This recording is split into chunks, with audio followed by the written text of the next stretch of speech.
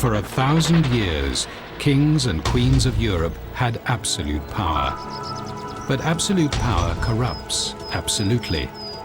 Greed, revenge, sex, madness, witchcraft, murder. Every monarch had their royal secrets.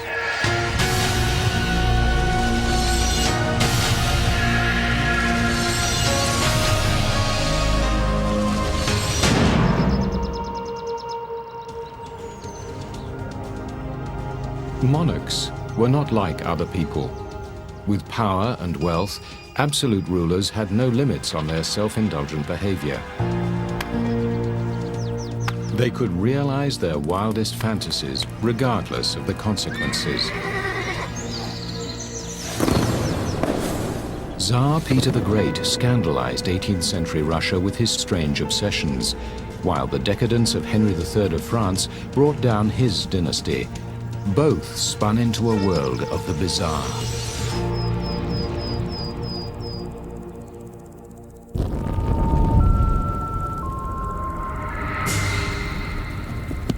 Jousting was a popular sport in the France of the 1500s. Attended by royalty, jousting tournaments pitted muscular men, thundering horses, and clanking armor in mock battles. And this dangerous sport often turned lethal. King Henry II was an active participant in these contests.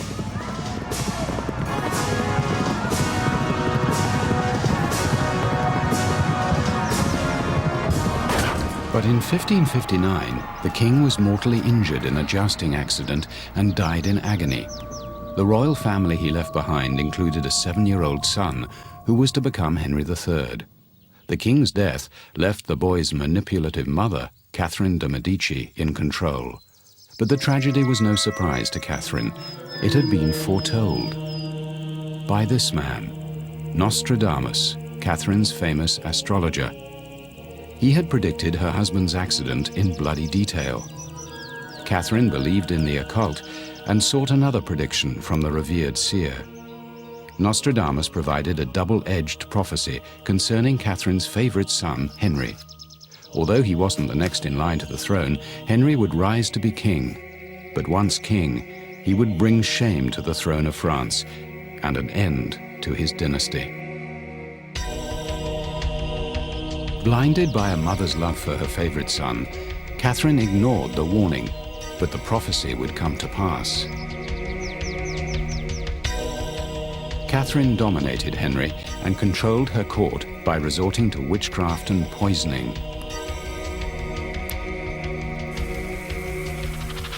In an unsettled time when France was torn by bloody religious conflicts, Henry grew up shadowed by the sinister prediction and surrounded by court intrigue. Henry's older brother became King Charles IX in 1560. But the overbearing Catherine wanted Henry to have his own kingdom, so she managed to have 21-year-old Henry installed as King of Poland. Catherine was delighted, but it was a nightmare for Henry. Forced to leave an opulent Parisian life, Henry took an instant dislike to Poland. He found his subjects uncivilized, the climate unbearable, the food revolting.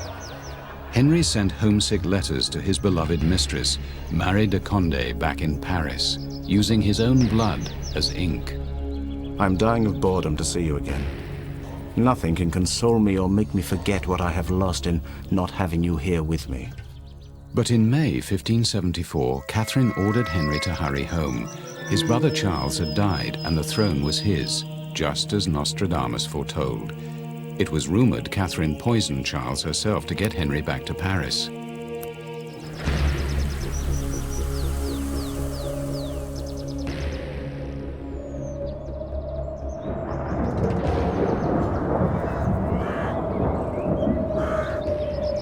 Henry was glad to quit his eastern kingdom, but he had to give his Polish nobles the slip. So he summoned them to a sumptuous banquet where he feasted them with spiced meats and vats of alcohol.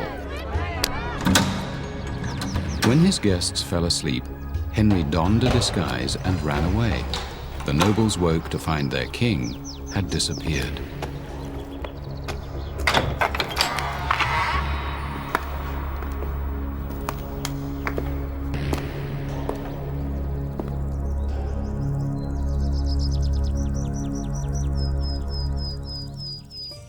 Relishing his freedom, Henry's eccentric behavior began to surface.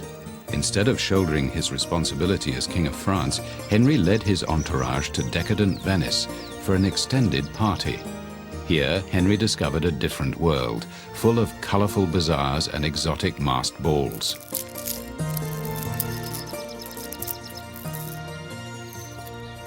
Succumbing to his sensual yearnings, Henry experimented with sexual ambiguity, dressing up and exploring erotic possibilities.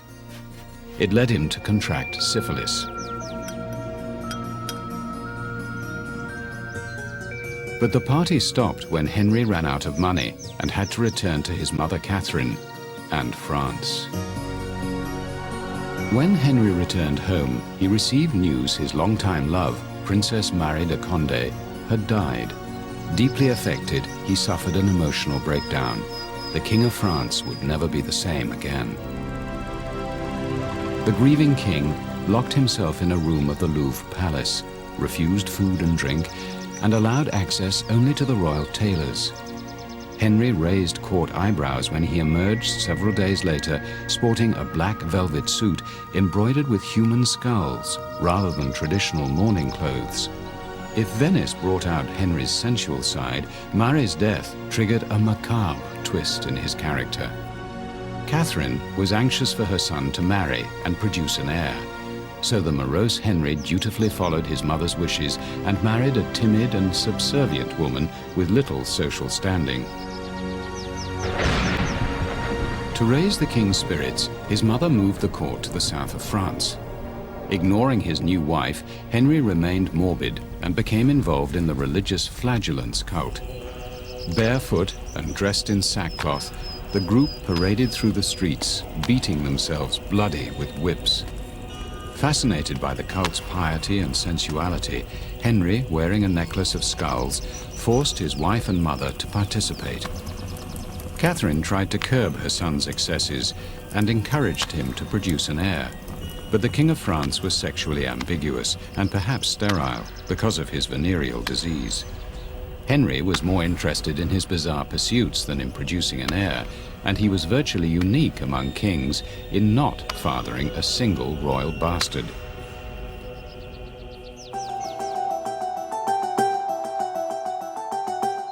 Returning to Paris, the eccentric Henry's behavior took another bizarre turn.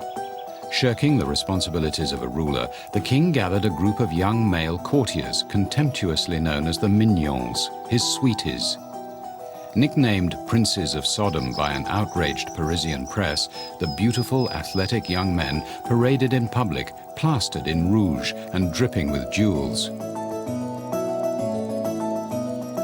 Dressed in a woman's bodice, cuddling poodles, the King of France led his sweeties through the streets of Paris. Even at manly jousting events, Henry and his friends dressed up in flamboyant, effeminate finery. Sparing no expense, the king showered his young favorites with lavish gifts, from pet monkeys to jewel-encrusted costumes. As one observer noted, "One did not know whether it was a woman king or a man queen. These fine mignons, with their painted faces and long hair, are like the whores in the brothel quarter.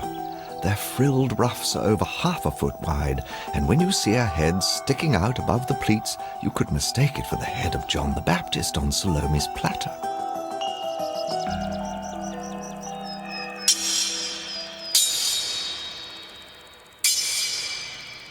the mignons constantly fought among each other to be close to their patron, the king. Excellent swordsmen, they resolved their jealous conflicts with duels. During one sword fight, Henry's favorite mignon, the Comte de Caylus, was seriously wounded. The concerned king closed an entire street so the injured young man could recover in peace, but the man died. The devastated king insisted on honoring his friend with a state funeral and always kept a lock of the fallen favorite's hair. In the fight for power, intrigue and murder became an everyday occurrence at Henry's increasingly debauched court. To guard against plots, the king recruited 45 brutal bodyguards from among the mignons and used them to settle old scores. the king heard two enemies, the Duc de Guise, charismatic leader of fanatical Catholics, and his brother, a cardinal, were plotting against him. Henry summoned 10 guards, gave them daggers, and then looked on as they cut down the Catholic leader.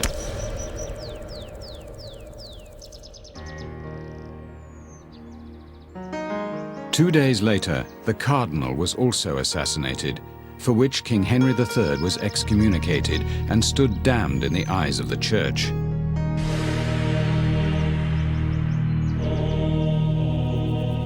At a time of religious strife, the king had further alienated the powerful conservative Catholics. It would come back to haunt him.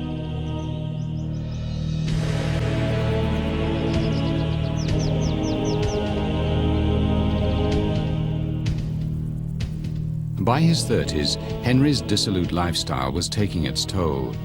Serious bouts of the debilitating syphilis he picked up in Venice began to prematurely age the young king. Exotic lotions could not restore his lost teeth, his missing hair, his sexual appetite. Increasingly depressed, Henry abandoned his flamboyant wardrobe for more somber clothes. Henry's physical decline coincided with political turmoil. As religious war broke out, Paris fell into the hands of the fanatical Catholics. Long at odds with the church, Henry was forced to flee his own capital.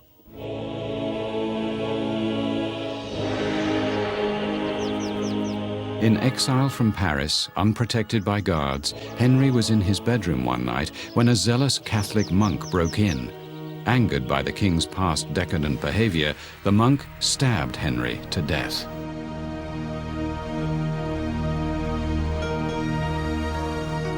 Henry III's life fulfilled every aspect of the Nostradamus prophecy. His body was embalmed and sealed in a traditional lead coffin. But Catholic fanatics still controlled Paris and refused to let the king be buried at the traditional royal resting place here in the Cathedral of Saint-Denis.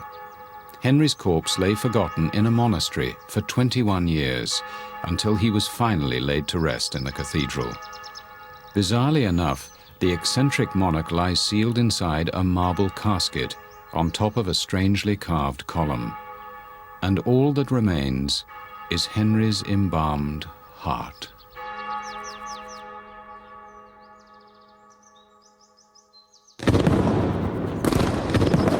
Unlike Henry III's disastrous reign in 16th century France, 100 years later, Tsar Peter the Great brought enlightened modernization to Russia.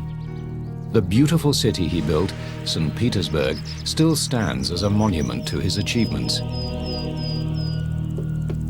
Towering at 6 foot 7 inches, Peter was a driven man. Curious about everything, from surgery to shipbuilding, fireworks to freaks of nature. But Peter also had a weird, dark side. Peter traveled all over Europe to slake his insatiable thirst for knowledge, but the irrepressible Tsar's drunken revelries made him a terrible house guest.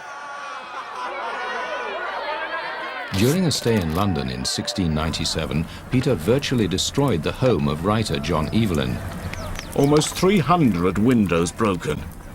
Carpets and pictures ruined. Even my hedge, 5 whole feet in girth, it seems, did not impede the Tsar in his sport of racing our wheelbarrow. I will seek recompense for the full amount of £350 and 9 pence. While traveling in the Netherlands, Peter became obsessed with dentistry. The Tsar sharpened his amateur dentistry skills by practicing on unfortunate members of his court. These are teeth Peter extracted, preserved in his private collection. The molars were all healthy, but that did not deter the Tsar from indulging in his hobby. Number 10, a person who made tablecloths. Number 45, a fast-walking messenger. Number 25, Madame R, the Emperor's nurse. Despite his intelligence, Peter was especially prone to bizarre behavior when he drank. The Tsar had a legendary capacity for alcohol, and it brought out his sadistic sense of humor. On one occasion, he drunkenly forced a respected clergyman to eat a live tortoise. When a courtier confessed to a hatred of salad, Peter force-fed the man with lettuce and vinegar until his nose poured with blood. Peter's odd behavior sometimes had lethal results. Fascinated by Western novelties, he developed a childlike love of fireworks. Fireworks at the time were huge and used military hardware like mortar shells. As with everything, Peter himself tried his hand at pyrotechnics. Unfortunately, the results matched his attempts at amateur dentistry. Several people were injured, some fatally, when pieces of shrapnel fell back to earth. Peter acquired an interest in woodwork, and while in London, he saw a wooden object that so fascinated him, he had one sent back home. It was a coffin. He introduced the innovation to Russia, where the custom had been to bury the dead in bags. He became an expert woodworker and carried the knowledge of wooden shipbuilding back to Russia, which led to the development of a great navy.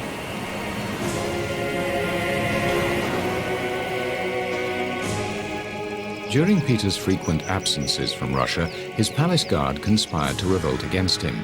When Peter returned home, he ordered 799 men to be tortured and executed. Their bodies were left to rot on the battlements of the Kremlin in Moscow as a lesson to others. Legend has it that each crenellation along this wall represents one of the Tsar's victims. The Tsar enjoyed seeing others suffer to keep pace with him. After one night of heavy drinking, Peter had his guests cut wood for him. Then came a breakfast of a bottle of brandy each, followed by a brisk horse ride. It was said that being Peter's friend was like walking on a volcano.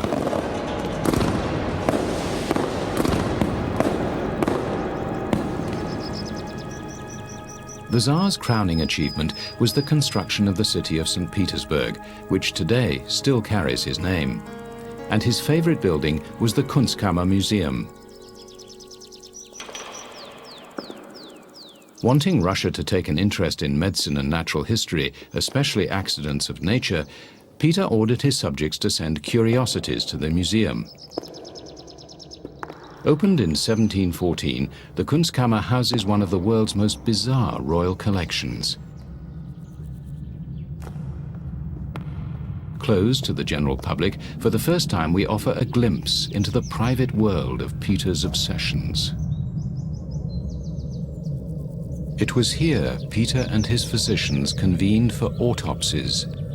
The exhibits include the Tsar's personal scalpels, which he used for dissecting bodies. And Peter carved these ivory and bone models of an eyeball and an ear, a testimony to his skills as a craftsman and his fascination with anatomy. Traditionally superstitious, Russians killed accidents of nature at birth and threw them in rivers. Peter urged his subjects to preserve them in vodka and send them to the museum. The Tsar refunded their expenses and even paid for the vodka.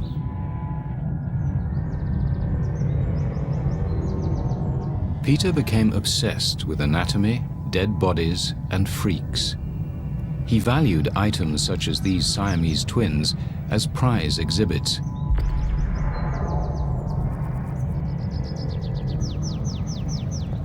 A giant named Bourgeois worked in the museum, and when he died, he became one of the exhibits. Standing over 7 feet 6 inches, his skeleton presides over Peter's eccentric collection. After a fire destroyed Bourgeois' skull, a new head was found to top off the skeleton.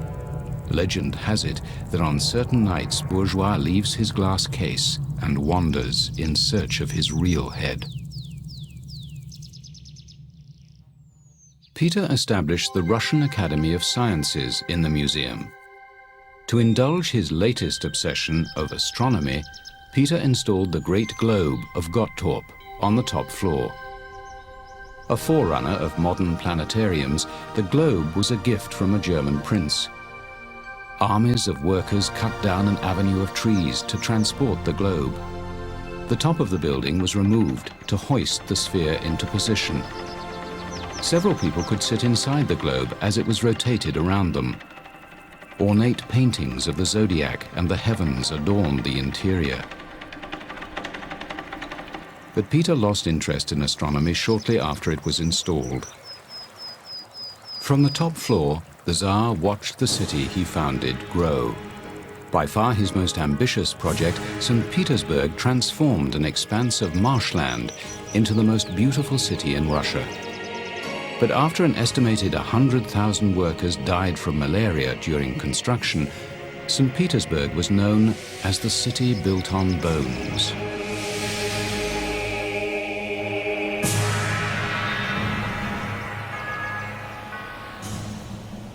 Advised by the extravagant mayor of St. Petersburg that a king should have a big house, the Tsar decided to build the Palace of Peterhof on the shores of the Baltic. Having visited the French court, he constructed what was described as the Versailles by the Sea, the most northerly palace in Europe. The best European architects and engineers, with the labor of 5,000 workers, built a 22-mile-long canal and laid hundreds of miles of underground pipes for ornate fountains.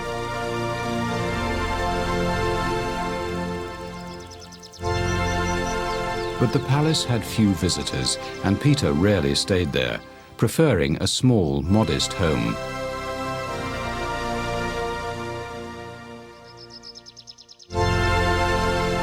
Besides introducing scientific knowledge to Russia, Peter's travels also generated some strange ideas. To make Russians look more like elegant Europeans, Peter ordered all his subjects to shave. And to raise extra money for his extravagant projects, Peter introduced a beard tax and fined those who refused to shave.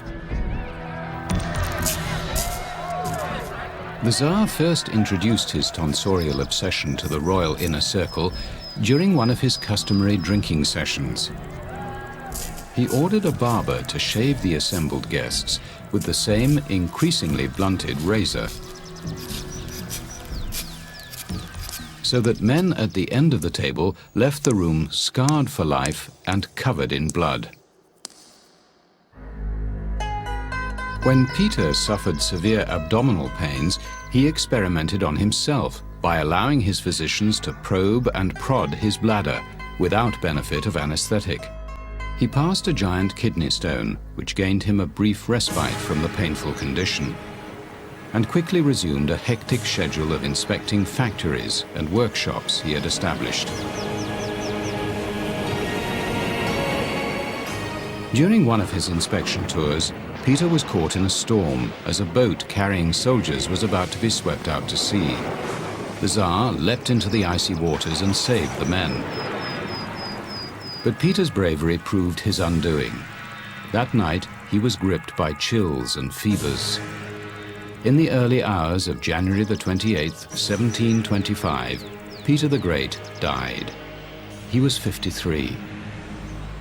Today, his death mask is on display in the Kunstkammer. Peter the Great had become an exhibit in his own museum, alongside his bizarre collection of curiosities. Peter the Great imposed his bizarre obsessions on Russia, while French King Henry III's impulsive behavior damaged France and brought down his dynasty. What might have been weird eccentricities assumed sinister implications in all-powerful monarchs when they became obsessed and consumed by the world of the bizarre.